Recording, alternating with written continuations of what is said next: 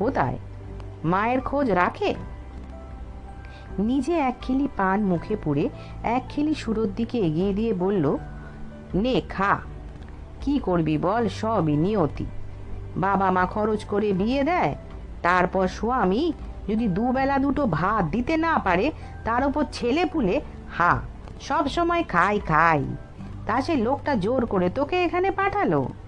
সুরো বলল, না, আমি নিজেই এসেছি।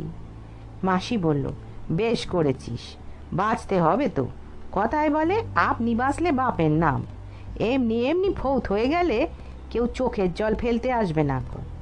সে লোকটা যদি কখনো এদিক পানে আসে, তাকে জোড়া পায়ে নাতি মারবি। সুরো বলল, তার কাশির অসুখ। মাসি মস্ত একটা হাত নেড়ে বলল, থাক থাক, ওসব কথা ঢের শুনেছি, আর শুনতে ইচ্ছা করে না। তা পুঁটুলিটায় কি আছে? শাড়ি দুটো দেখে মুখ ভেটকে মাসি বলল, ও চলবে নি, কাজের সময় একখানা অন্তত জরিপার শাড়ি লাগবে। এখানেই দোকান আছে, আজ কিনতে পারবি? সুরো দুদিকে মাথা নাড়ল।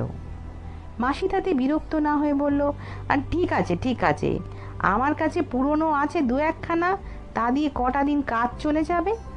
এখানে বাবু খাওয়ার ব্যবস্থা যার যার নিজের, আমার কোনো দায় নেই। এই শেফালি তোকে বুঝিয়ে দেবে। তবে আজই তোকে ঘর দিতে পারবো না, থাকবি মোক্ষদার সাথে। মোক্ষদার উদরি হয়েছে, কোনো খাওয়াই তার সহ্য হয় না। তার দারুণ মেজাজ খিটখিটে, হাড় মাসে একটু রস নেই। খদ্দেরদের সঙ্গে মেজাজ দেখায়। 3-4 জন নালিশ করেছে আমার কাছে। বোঝো ঠেলা, ঠিক মতো যত্ন আত্মি করবে না, তার ওপর খ্যাট খ্যাট করবে। ছ্যা ছ্যা ছ্যা, খদ্দেরদেরই নাকি দোষ? খদ্দের হলো লোক কি, তাদের কোনো দোষ নেই। মোক্ষদা আড়াল থেকে যদি শোনে তো শুনুক, তাকে আমি এবার তাড়াবো 2-3 দিনের মধ্যে। দুষ্টু গরুর চেয়ে শূন্য গোয়াল অনেক ভালো। সে যদি তোর ওপরে চোপা করে, তুই কিছু বলবি না, মুখ বুজে থাকবি। যা বিহিত করার আমি করব। যা এখন শেফালির সঙ্গে যা, ও ঘর দেখিয়ে দেবে। সুরো তবু বসে রইল মাসির মুখের দিকে চেয়ে।